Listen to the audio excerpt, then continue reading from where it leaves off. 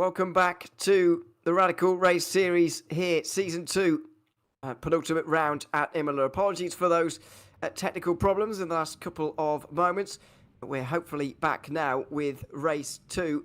And here is the starting grid for that second race. Paul Cram ending up on the pole position as he snuck into 10th at the end of that last race. Phil Jocelyn got into second ahead of Paul LeMay and Seth Brown, who are on row 2. Darryl Taylor and Michael LeMay just behind that, with Sergio De La Cruz and Mike Bousson on row 4. Simon Edwards and John McCutcheon inside the top 10 after the fantastic battle they had towards the end of that last race, where they both ended up very nearly off the road at the final couple of corners. Wayne Palmer and Paul Goddard on row 6, with David Beasley and Phil Glover at the back row together. Well, we're hopefully ready and raring to go for race 2.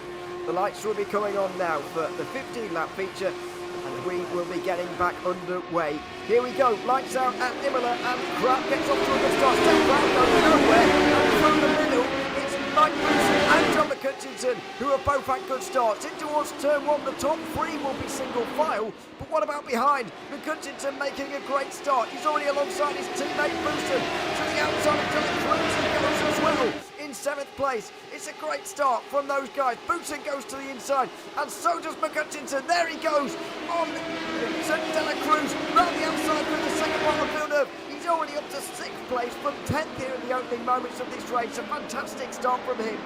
Urtoza, he gets that move done up into P6. He needs those points over Simon Edwards at the moment. 2 positions ahead of him as De La Cruz in between him. However, De La Cruz is not going to let this one go without a fight. Fights back going into Piratella. Can't do anything, however. McCutcheon has got that move done up ahead of him. Michael LeMay, Darryl Taylor and Phil Jocelyn, who are jostling over those positions. There we go, got that in there.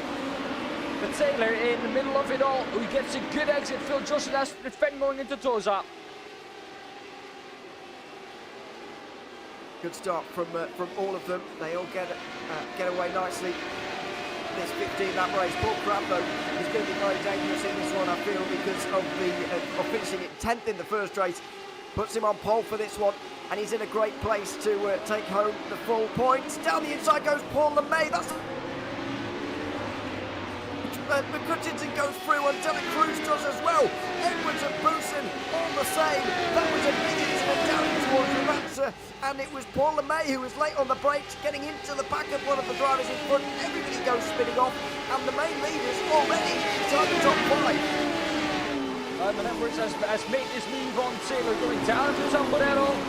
On the inside, however, leaves him no room. Taylor is forced onto the grass, and that has him now going through the gravel in the background. There is Darryl Taylor. Some further drama with Wayne Palmer, also having to go off track. For me now is on full speed. Can he get past? No, he can't. Wayne Palmer gets his way going again. But some drama there going down into turn 1. That was all caused, I think, at the beginning with Simon Edwards forcing Darryl Taylor off track. I think so. Fortunate for everyone involved there, but everybody's still in the race at the moment, still running at the very least. Paul Goddard just in front of David Beasley, as you can see there, for 9th place. That's a close battle as well. We'll run down towards Aqua Minerale at the moment, but very good start from the likes of John McCutcheon. He's up to 3rd. Edwards is up to 5th. Bouson's up to 6th. Particularly De La Cruz is right with them as well in that 4th position. McCutcheon said earlier on that he needs to win all the races to win the title from here. As I said, I disagree with that, but at the moment being ahead of Edwards is not going to hurt him one bit in this championship fight. That is now only 6 points between the two. How much more could you ask for, being McCutcheon? So what a British start he's got here at Imola. That has allowed him in with a chance at even better position. There you can see McCutcheon, the only Scottish driver on the grid. Mate, the front, about 1.1 back on Paul Crabb. Paul Crabb, who's won enough championships himself, needs to come back after a, well, I would say a less than ideal race 1. Yeah, only scored 11 points in that first race, and that means that now he's 40 points behind Simon Edwards, needing to gain 22, 23 to be in with a shout of getting involved with the championship again. Boussen's still involved within it just about as well. He's 15 points behind, but needs to be within 18 going into that final race. So does need to finish ahead of Edwards as well, or at least not finish too far behind him. And at the moment he is doing that, and is giving himself quite a lot to do actually at Le Mans next week, which is the finale. We've done away with the traditional finale at the North side for the first time in a while. It will be Le Mans with a race 1 of 4 laps in length and a race 2 of 7 laps. That's going to be a really fantastic show. I feel I've got to say I've really enjoyed racing around Le Mans, and it will be a fantastic place for a finale that is hopefully going to be close and interesting between 2 or more competitors. Far shaping up to be Hutchinson. 2 cars ahead of De La Cruz. De La Cruz in P5. Hutchinson in P3. Darrell Taylor is right behind Seth Brown again. The last race, for the people who didn't remember, it was the opposite way. So it was Seth Brown who's behind Darrell Taylor. This time it's the other way around. We didn't see, because of course the stream cuts off. It was Hutchinson winning ahead of course Simon Edwards. Those two stayed however they were. Simon Edwards is just overtaking Sergio Martinez de la Cruz. So now it's just a straight fight between Hutchinson and Edwards. However, that gap already up to 1.5 seconds. It is, and De La Cruz is giving Edwards a bit of a hard time as well in towards Varrington Villeneuve. Oh, he's got off though. He's overdone it ever so slightly. Mike Boussen will slip on by as well. And that was one of the easier passes that Boussen will make. It's important though for Edwards to stay with McCutcheon. He has managed to do that, and as things stand he would lose a further 3 points, but he would preserve his championship lead, and there's still a long way to go in this race. Simon Edwards has gained 5 positions. McCutcheon has gained 7, biggest gainer in the field. Here the left hand side, the biggest gainers and the biggest losers. Jocelyn is the biggest loser at the moment in the field. He's down to P11 from P2. So a dramatic start for him, not what he wanted. However, still can fight his way back through the field. 5.1 seconds is the gap to Beasley ahead of him. However, can't see that gap coming down at the moment. Doesn't look like it. There's the movement and shake, as you can see on the left hand side of your screen. 7 gained by McCutcheon, all of them on the first lap, which is somewhat remarkable. Obviously they weren't all overtakes, but he had a thundering start off of the line. Was already up to 6th place and then took another 3. It was that in the kerfuffle that happened down there, involving the likes of LeMay and Palmer and Justin, I think, were all involved in all sorts. Taylor might have been involved as well. But yeah, fantastic start from him. Here is Darrell Taylor, speaking of which, Seth Brown. For that occasion, but this is our closest battle on the circuit for the moment. Taylor's had a look to the inside. Oh, Villeneuve can't make it.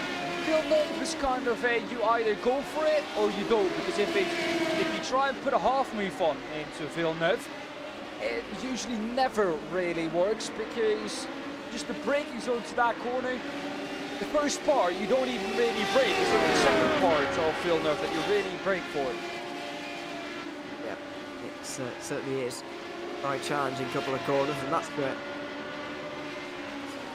Excuse me.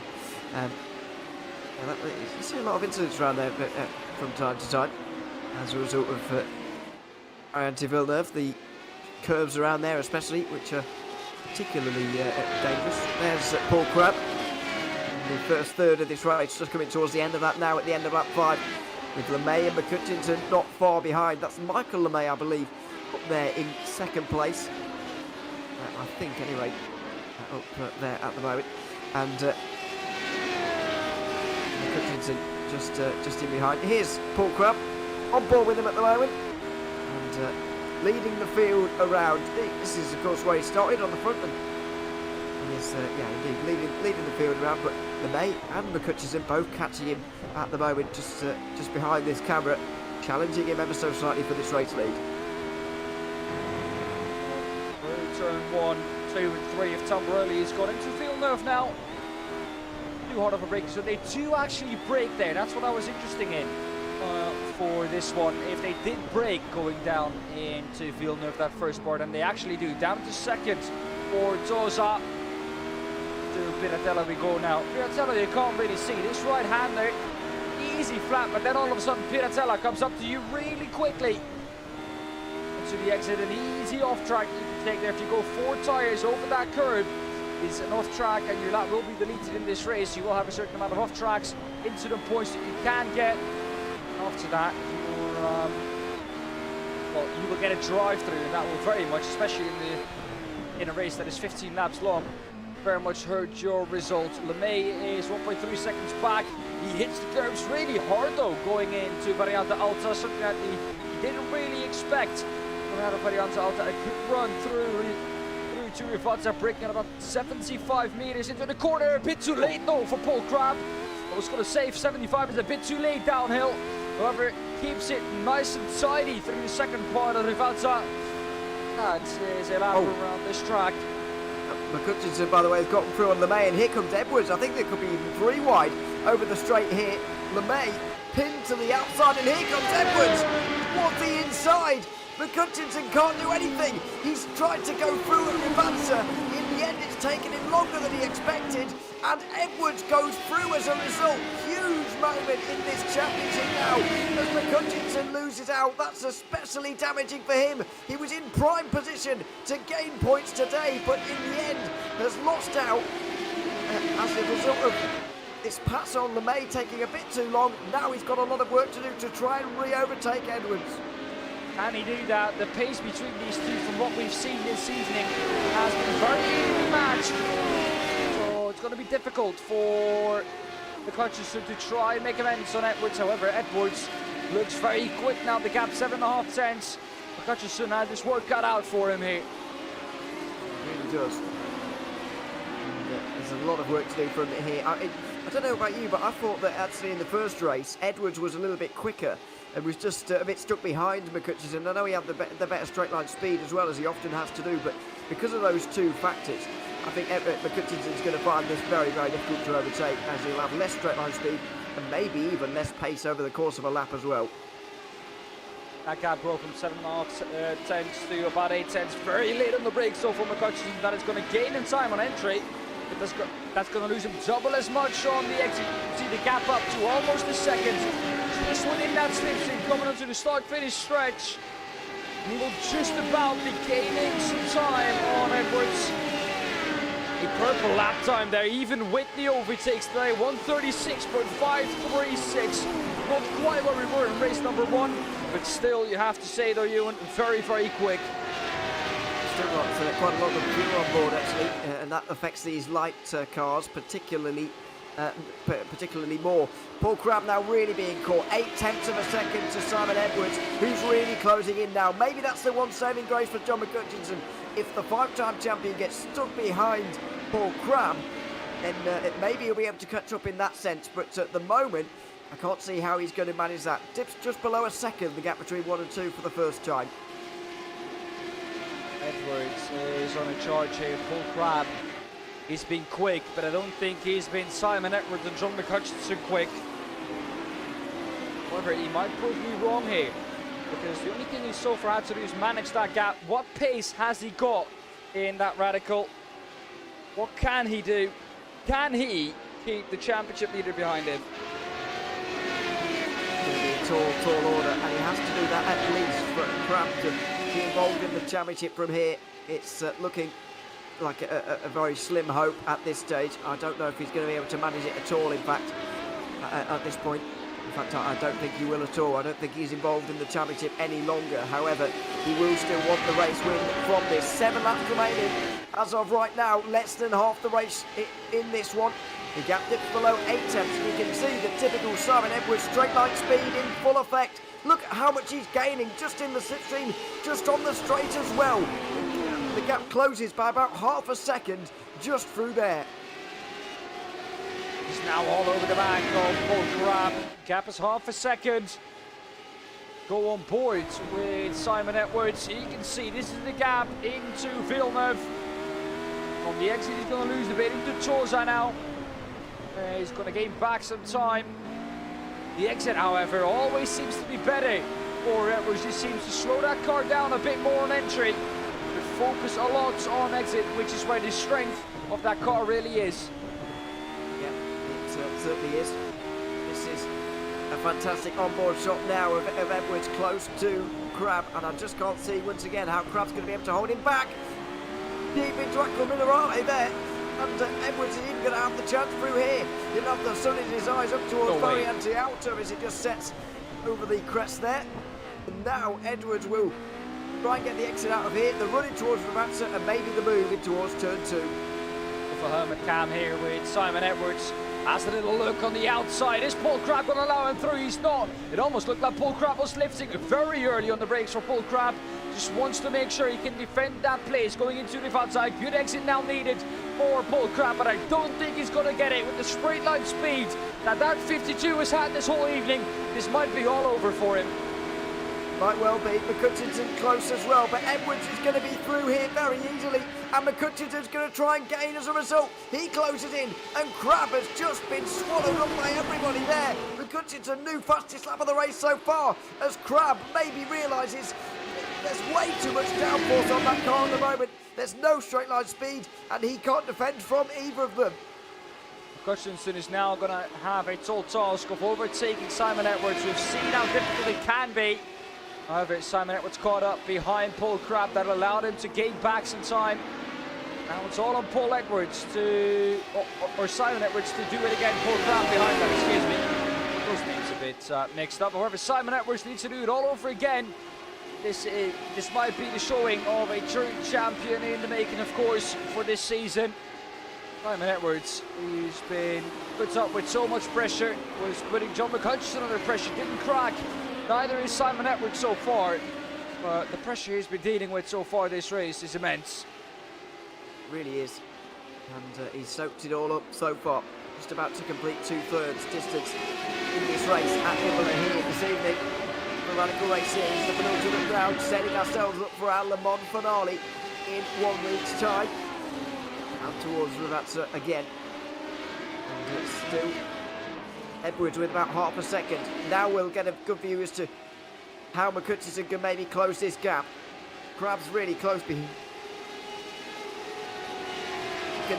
As they went onto the straight, it closes below 4 tenths, but he's going to be nowhere near. I think he's going to gain about 2 tenths of a second in terms of straight line speed here at McCutcheon in the slipstream. So by that theory, he needs to be quite a lot closer coming out of Ravazza to try and make a move. Albert de la Cruz is also all over the back of Mike Buisson. The other driver for Team Redline, one of the drivers out in P2, one of the other drivers struggling down in P5. De la Cruz is a little look to the inside of Villeneuve, can't make it. However, ahead of that is Paul LeMay for the Two Brothers Racing team. The other of the two LeMays, Michael LeMay, down in P11, 5 positions lost on where he started. That's not a bad. He's lost 10 now over the course of this race. Both John McCutcheon and Simon Edwards are up 8. Both of those two doing well, as of course they made their way through relatively quickly. However, I think that any other track would have been done already by about lap 6. I do apologise, by the way. I think I got the two LeMays mixed up earlier on when I was talking about them. Easy to do, though. It is. Not there too. It's not their fault either. But anyway. It's dealt with now for these two leaders, and Edwards begins to stretch out this margin again. This, by the way, this battle is the difference between Edwards going into the day with a 1-point championship lead or an 11-point championship lead. It really is important. Massive for Edwards.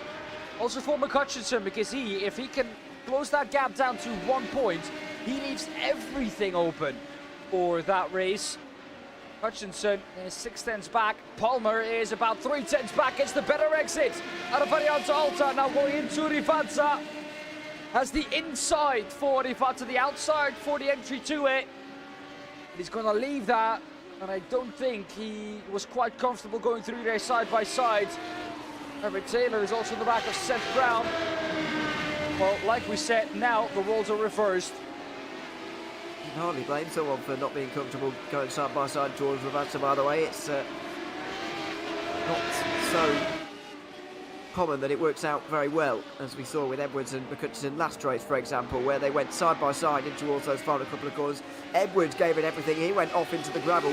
McCutcheon did as well. He went for a spin at the penultimate corner, or a half spin I should say, at the penultimate corner. He trickled out of the final corner first and still managed to take the win. But it was a fantastic battle towards the end, I've got to say.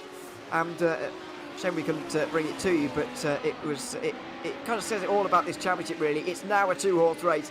Even the likes of Bousson and Crab are no longer really involved. It's McCutcheon and Edwards all over again, and the battles they've been having so far have been fantastic.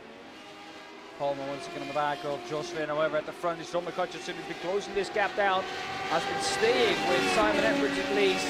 Now you can see the difference in straight line speed, 5.3 it was at the beginning. This would be easily enough for Edwards to close up to about 2.5 tenths. McCutcheon is going to stay at about 4.5 tenths. It's only going to get a tenth on that straight. Edwards, the king of zero wing, that actually rhymes, has to put that on his rear wing. He has it on there, Simon Edwards, but we told him, I think, last week to put it on there, because if you go and have a look at John McCutcheon, you look to the back of that rear wing, there's nothing on there. No sponsor at the front, no sponsor at the back, so the king of zero wing would quite well fit there, because the people who don't know, usually Simon Edwards just goes through every track with zero wing. Unfortunately, he'll be joined by everyone else next week, but even at this circuit, he does deal with lack of wing very well. And it's a good idea, really, because if you can cope with it, it does make you very difficult to pass, and it means that you can pass other cars quite easily. And so when you're starting down towards the back of race 2, as Edwards often finds himself, he doesn't have that much problem making his way through the field, because you've got good straight line speed, and you get a lot more overtaking opportunities if that is your strength, which it is and has been for Simon Edwards for quite some time. The crunching points of this race, like Simon Edwards is able to extend that lead slowly but surely. Behind that, Seth Brown still, or has now been paused by Darrell Taylor. Rolls are how they were in race number 1 again, however, very close to the back of number 222. Seth Brown is leaving it all on the table here in the fight with Taylor. Ahead of that, we have Bousson, Martinez de la Cruz, and Paul May fighting over 4th place. All in all, I would say this track hasn't disappointed at all. No, it's been fantastic so far. Looks like we're going to have 2 races for the win right towards the very final lap, and we've got battles going on up and down the field even now. Mike Bousson has slipped to 6th place at the moment, and as of right now, he is falling out of championship contention. Somehow, he needs to find himself ahead of Simon Edwards, but that doesn't seem likely at this stage. He's behind De La Cruz. Even these 2 positions, 3 positions in front of him, aren't going to be enough to keep him involved in the championship fight. He might as well try at least, though, to hold on from Paul Crabb, who's at the moment 25 points behind him in the championship. Those 2 will fight it out for 3rd. Here's Seth Brown, though, to the inside of Tozer. Very nearly got the position on Darrell Taylor, who will now go wide. Brown, though, doesn't have the exit to go through. Brown just went for half of a move there, and kind of Taylor didn't want to give him room for that move, but eventually had to give him that room. There would have been contact, so Taylor avoiding a crash there, I think. However, Brown went for it, and as we so often see on these last laps, it can get very aggressive, very desperate. Seth Brown, however, doesn't need to be desperate here. He has the inside of Variante Alta. A bit of contact on the entry. The both drivers make it through cleanly. Seth Brown is through 7th. Nice pass from Seth Brown. 7th place for him. Here's the leaders. Edwards and McCutcheon, 1 and 2. They've got quite some distance between them. LeMay and Cruz certainly haven't. Here comes De La Cruz on the back of Paul LeMay in towards Tamburello. Won't be able to do it there. It might well all be settled at Ravanza actually between these guys, or maybe even Villeneuve, because De La Cruz has stood Tamburello with a much better line than LeMay did. Bousson will gain as well. These 3 are surely going to fight it out on the last lap. For sure, LeMay is at the forefront of it. The cork in the bottle at the moment for these 2. And that is good for LeMay. De La Cruz needs to try and fend off Bousson. However, at the front of the field, I don't think McCutcheon, let's be honest, Ewan, is going to get anywhere near Edwards anymore. However, if Edwards makes a mistake, there to pick up the pieces. He absolutely is, but those mistakes are so rare to come by. Got a little bit wide through Acqua Minerale there. He might well have done. The gap's still over half a second. But Hutchinson needs to be a lot closer to give him any grief in towards the final corner. It will go down to the final round between these two then, but at the moment, Hutchinson does need a bit more to stay involved in this championship fight and to realistically have a shot at winning his second title. In towards Ravazza, they'll both go. And Simon Edwards judges the braking zone perfectly for the 15th time in this race. Out of the final corner he comes, and Simon Edwards is going to take victory here at Imola and extend his championship margin over John McHutchinson to 11 points on the day. He will take the race win here in race 2. McHutchinson second. Who's going to finish third? It should be Paul Crabb. It will, ahead of LeMay, De La Cruz and Bousson to the line. Those guys fighting very, very closely indeed. Fight is not done though. Taylor on the back of Brown. However, I don't think Taylor's going to be able to catch up to the line. Brown has got this one. It's going to be Brown in 7th out of Taylor in 8th. What a race we've seen. What a 2 races we've really seen here, Ewan. And well, the Radicals stock series, as so often, with everyone in the same car, has provided once again. Really has. What do you think about the championship finale now? 11 points between John McHutchinson and Simon Edwards. As of right now, even 2 wins for McHutchinson might not be enough. Edwards surely is the favourite to go and take a 6th title. Yeah, for sure. And I definitely see him doing well in that last race. However, McHutchinson not out with his shot. However, he has just made it more difficult for himself. But he wins in race 1. He leaves all options open for race number 2 next week. He's certainly going to give himself a chance if he manages that, but it'll be a mountain to climb for him here in this one. He'll be frustrated with this last race because he will maybe feel as if he could have won it. That 3-wide moment with himself, Crabb, and his rival in the end was the deciding moment, the dramatic moment that may well have put one hand on the trophy for this man, Simon Edwards, on his way to a possible 6th title. And it would have been 6 consecutive if Luke Maxwell hadn't have interrupted a couple of seasons ago. I think it's nearly a year ago now since that happened, but what a fantastic race we have seen. Simon Edwards, the race winner at the end of it, ahead of John McHutchinson. Paul Crabb just about fended off Paul LeMay, Sergio De La Cruz and Mike Bousson for 3rd place. Seth Brown fended off Darrell Taylor for 7th. David Beasley and Michael LeMay joined them inside the top 10. Paul Godden was in 11th, then of Phil Justin, then Wayne Palmer and Phil Glover, rounding out your drivers, with everybody finishing on the lead lap. Let's go up the podium in ascending order then in our interviews this evening, starting with Paul Crabb, who joins us now. Paul, welcome to the booth. 3rd place for you here in this second race, 10th in race 1 as well. Just tell us your thoughts on the evening as a whole. Oh, it was a bit of a shit show for me, really. I couldn't get it together here at all. I didn't practice enough, and I screwed up the first heat. So apologies to Paul LeMay for swiping him on the first corner. And then I just never got it together. I was amazed I got into 10th. When I was driving around, I thought I was 11th. Someone must have had something happen crossing the line or something, because I ended up 10th, so I got P1. Yeah, we wondered that. Well, I didn't quite see what happened either. Somebody must have had a penalty, I guess, or something. I don't know quite what went on there. Unfortunately, that does mean you're out of championship contention now, which you won't be surprised to learn. I don't think. But you do still have a possibility of catching Mike Bousson for 3rd, which I guess is a thing. Are we going to be seeing you next week? And what frame of mind are you going into that final race with now? Oh, I shall be trying my hardest. I like Le Mans, but it's a bit of a draft fest around there. But it should be good fun. I'm looking forward to it. So if I can overtake Mike, all well and good. If not, then c'est la vie. Well, there we are. So, Paul, thanks very much for joining us here in the booth this evening, and commiserations, I guess, on today's race. Not too bad. I've had a good season, so not too bad. Yeah. You certainly haven't had a bad season at all. Paul, thanks very much for joining us. We'll see you next week. Cheers, guys.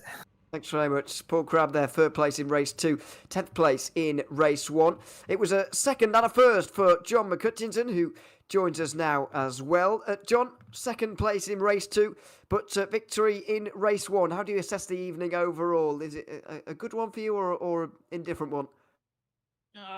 Not sure, to be honest. I don't know how it affects in the championship. I think it'll be just the same as it was. I think it's at 5 points between each position, first and second. I'm not sure. But I enjoyed the races. The races were good. Races were good. Tracks.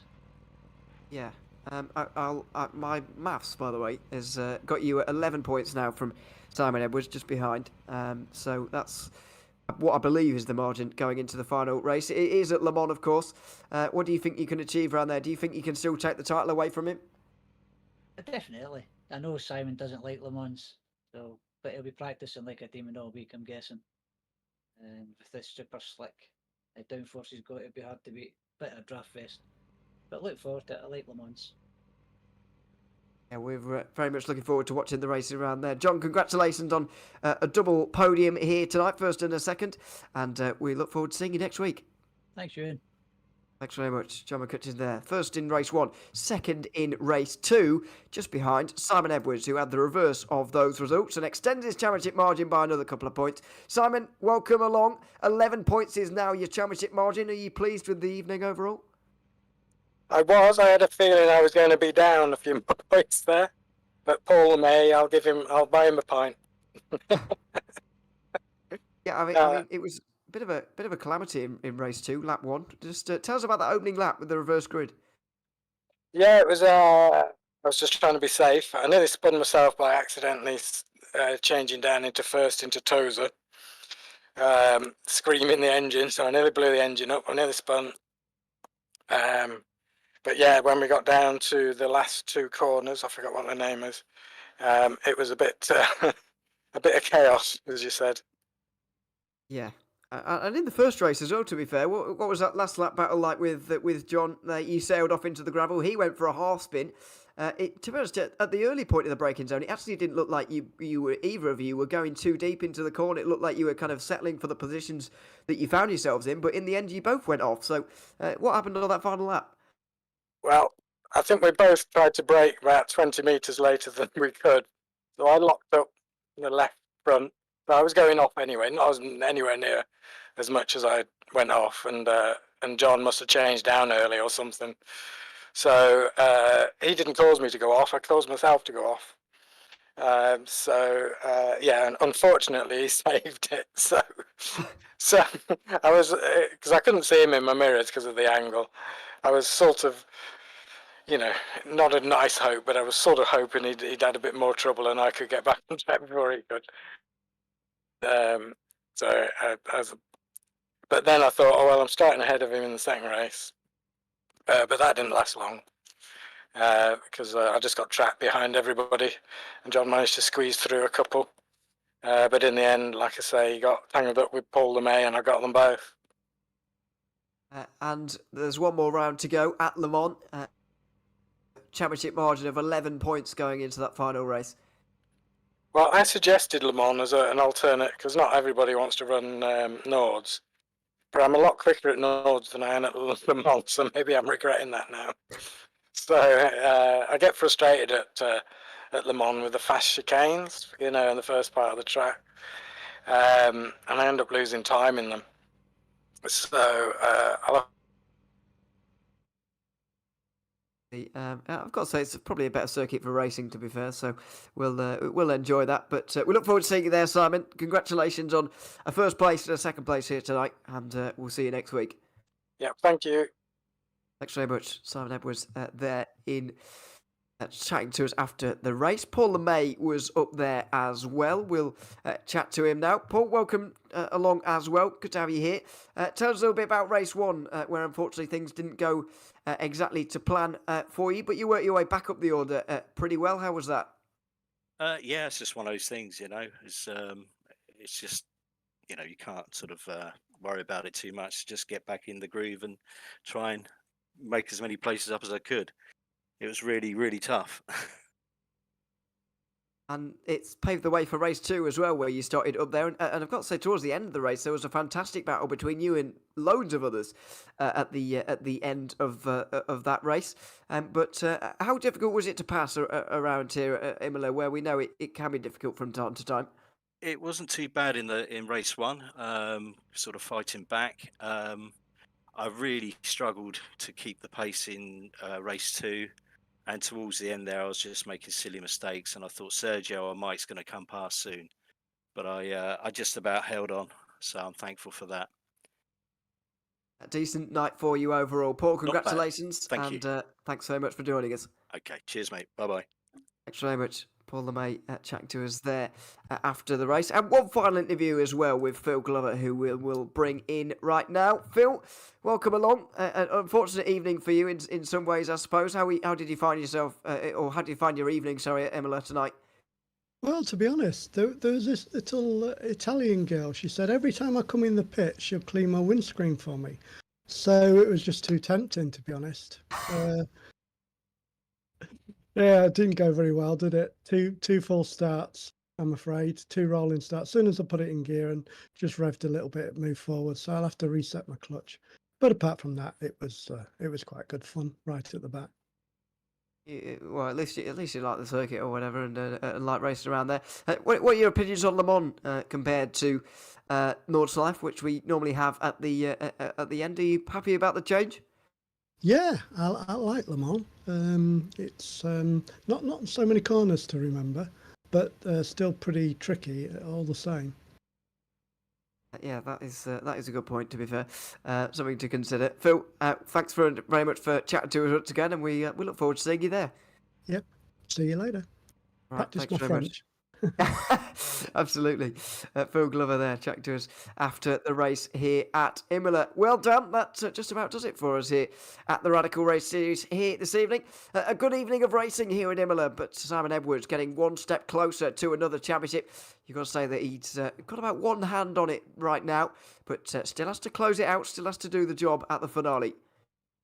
Say, with the way that I kind of got the vibe from Simon, he's got a finger on that trophy at the moment. Isn't happy at Le Mans, and I could see Paul Crab finishing ahead of him in the second race. And if McCutcheon wins that first race, then he does need to finish second behind McCutcheon if McCutcheon wins that second race too. So if McCutcheon has a perfect evening, has the double, then Simon Edwards very much needs to watch out, because, well, McCutcheon is right there. However, McCutcheon also still needs to do well. He absolutely does. We're very much looking forward to that final race. I very much hope that you'll join us here on the JPB YouTube channel. Make sure you stick around for all the other racing that's going on here tonight. I will be signing off. I've been Ewan O'Leary alongside Dan Paples here this evening for the Radical Race Series, and until we see you in 1 week's time for that finale at Le Mans, it's goodbye for now.